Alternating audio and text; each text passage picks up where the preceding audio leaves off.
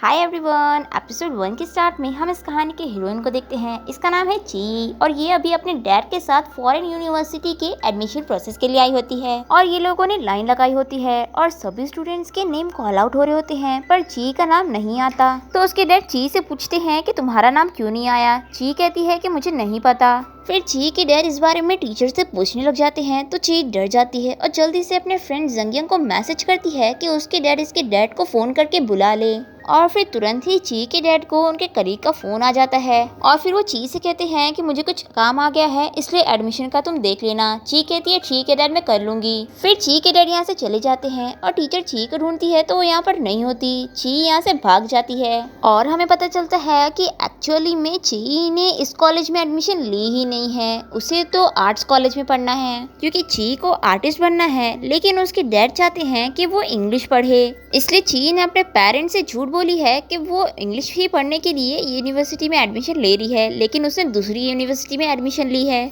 जो कि arts university है और ये उसके लिए ही भागते हुए जा रही होती है। और ची बहुत खुश होती है क्योंकि वो अपना आर्टिस्ट बनने का ड्रीम पूरा करना चाहती है। अब हम इस कहानी के हीरो को देखते हैं जिसका नाम है फंगियन। वो भी बस में होता है और वो एक बूढ़े अंकल की हेल्प करता है सीट को ढूंढने में और ये भी आर्ट्स कॉलेज के लिए ही जा रहा होता है जिसमें हमारी ची पढ़ने जा रही है। अब हम ची की फ्रेंड बाइलू को देखते हैं जो कि उसे कॉल करके कहती है कि तुम क्या कर रही हो, जल्दी आओ। ची कहती है मैं आ रही हूँ और हम देखते हैं कि वो कॉलेज के गेट पर अटकी हुई है क्योंकि वो लेट हो गई थी तो एंट्री तो उसे मिल नहीं पाई, तो वो गेट कूद कर जाना चाह रही थी पर वो अब गेट पर ही अटक गई है। तभी वहाँ से एक लड़का जा रहा होता है जिसका नाम दुआंग है। वो इसको देख लेता है और इसे कहता है कि तुम्हें मेरी हेल्प चाहिए। फिर वो वहाँ से उतरने में ची की हेल्प करता है और ची गलती से उसके ऊपर ही गिर जाती है और दुआंग को चोट भी आ जाती है। ची कहती है कि थैंक यू, लेकिन अभी मैं तुम्हारी हेल्प नहीं कर सकती और वो जल्दी से अपना बैग लेकर चली जाती है। फिर ची बाइलू के साथ हॉस्टल पहुंच जाती है और यहाँ पर ये लोग अपनी रूममेट से मिलते हैं जिसका नाम है काइशिन और ये काफी फ्रेंडली होती है।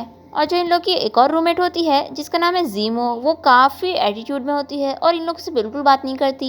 अब हमें बॉयज हॉस्टल दिखाया जाता है जहाँ पर हम ची के फ्रेंड जंगियंग को देखते हैं और हम देखते हैं कि जंगियंग के 3 रूममेट है जिसमें से एक फंगियन है और दूसरा दुआंग और ये सभी लोग फर्स्ट ईयर में है। अब फंगियन, दुआंग और वो तीसरा रूममेट ये तीनों लोग लंच के लिए जा रहे होते हैं कार से। अभी इन लोग की कार एक कार से टकरा जाती है और वो कार का ओनर इन लोग को चिल्लाने लग जाता है और मारने जा रहा होता है। तो फंगियन रोकता है और कहता है कि फाइट मत करो और तुम्हें जितने पैसे चाहिए ले लो। फिर वो ओनर 2000 मांगता है तो फंगियन देने को करता है। फिर दुआंग कहता है कि तुम ज्यादा मांग रहे हो और फिर वो 200 उसे देता है और कहता है लेना है तो लो वरना मत लो। फिर वो लड़का यहाँ से गुस्से में चला जाता है। अब हम ची को देखते हैं, उसको उसकी मॉम का कॉल आता है। उसकी मॉम कहती है कि तुम्हारा वो एडमिशन का प्रोसेस सब ठीक हो गया। ची कहती है कि हाँ, टीचर से मेरा नेम मिस हो गया था। फिर ची की मॉम कहती है ठीक है, तो तुम्हारे डैड और मैं तुम्हारे कॉलेज आ रहे हैं तुम्हारी क्लास टीचर से मिलने के लिए। और ये सुन के ची बहुत ही ज्यादा डर जाती है। फिर वो अपनी फ्रेंड बाइलू के पास जाती है और उसे सारी चीजें बताती है। फिर बाइलू कहती है कि क्यों ना तुम अपने डैड को सारा सच बता दो, क्या पता वो मान जाए। ची कहती है कि मेरे डैड नहीं मानेंगे और तुम जानती हो ना मैंने कितनी मुश्किलों से यहाँ पर एडमिशन ली हूँ,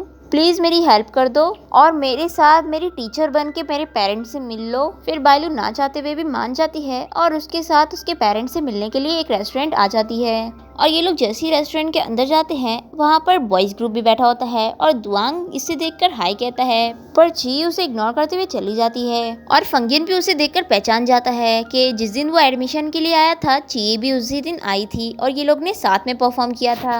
अब यहाँ पर ची और उसके पेरेंट्स एक टेबल पर बैठे होते हैं और बाइलू अच्छे से परफॉर्म कर रही होती है और उसके पेरेंट्स को बिल्कुल भी शक नहीं होता। और यहाँ फंगियन को टीचर का कॉल आता है। वो उसे कहते हैं कि ची और तुम रिहर्सल के लिए आ जाओ।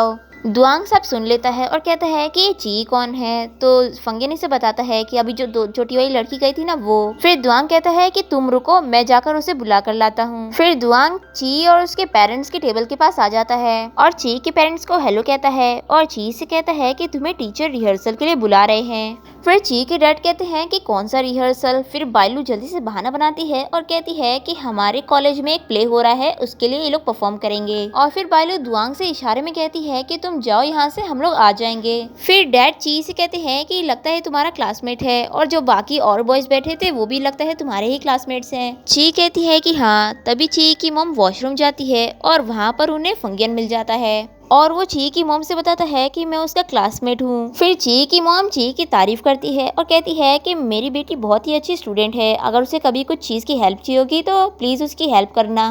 फिर फंगियन कहता है कि हाँ, ची तो बहुत ही कॉन्फिडेंट गर्ल है, जिस दिन वो ऑडिशन के लिए आई थी उस दिन उसने बहुत अच्छा परफॉर्म करी थी। फिर ची की मॉम को शक हो जाता है और वो इससे पूछती है कि तुम लोग कौन सी क्लासेस अटेंड करते हो। फिर फंगियन कहता है कि हम लोग आर्ट्स कॉलेज में हैं, तो हमारे सब्जेक्ट सारे आर्ट्स वाले ही हैं। और ये बोलकर फंगियन यहाँ से चला जाता है और ची की मॉम के सामने ची का सारा राज खुल चुका है और वो काफी ज्यादा शॉक होती हैं। अब ची की मॉम बहुत सैड होती है और वो वापस से टेबल पर आ जाती हैं और फिर ची के मॉम और डैड यहाँ से चले जाते हैं। और फिर ची अपने फ्रेंड बाइलू को थैंक्स कहती है उसकी हेल्प करने के लिए। फिर ची और फंगियन ये दोनों रिहर्सल के लिए जाते हैं और फंगियन इससे बात कर रहा होता है, पर ची उससे गुस्सा है क्योंकि जिस दिन ऑडिशन राउंड हुआ था उस दिन ची ने इसे बताई थी कि हम लोग इस टॉपिक पर एक्टिंग करेंगे, पर एन मोमेंट पर फंगियन ने अपनी स्क्रिप्ट चेंज कर दिया और एकदम अलग ही लाइन बोलने लगा। इसलिए ची उससे काफी गुस्सा है और इसलिए वो उससे बिल्कुल भी बात नहीं करना चाहती। तभी यहाँ पर जंगियन आ जाता है जो कि ची का फ्रेंड है और वो उसका क्रश भी है। ची उसे देखती ही रह जाती है। तभी यहाँ पर टीचर आ जाती है और कहती है कि चलो अब तुम तीनों रिहर्सल चालू करो।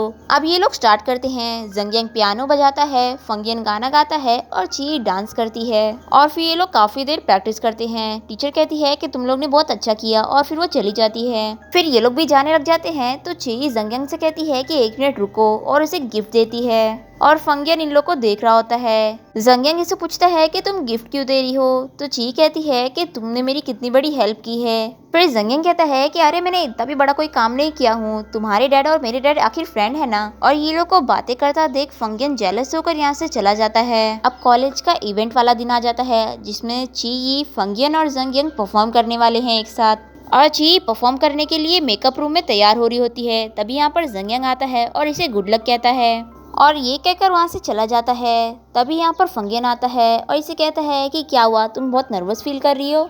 फिर ची इसे कुछ नहीं कहती। फिर फंगियन कहता है कि तुम्हारी मॉम यहाँ पर आई है। फिर ची शॉक होकर कहती है कि मेरी मॉम। फिर फंगियन कहता है कि हाँ, कल मैंने तुम्हारी मॉम को इन्वाइट किया था कि हमारा इवेंट होने वाला है आज। और ये सुनकर ची बहुत ही ज्यादा शॉक हो जाती है और वो काफी डर जाती है और फिर वो अपनी मॉम को जल्दी से मैसेज करती है कि मैं नदी के पास आपका वेट कर रही हूँ और फिर जल्दी से यहाँ से भाग जाती है। फंगियन उसे आवाज देता है कि अभी हमारा परफॉर्मेंस होने वाला है, तुम कहाँ जा रही हो। पर ची जा चुकी होती है और यहीं पर ही हमारा एपिसोड 1 एंड हो जाता है। वीडियो पसंद आया हो तो लाइक, शेयर और चैनल को सब्सक्राइब करना बिल्कुल ना भूले। तो अब मैं आपसे मिलूंगी एपिसोड 2 में, तब तक के लिए टेक केयर।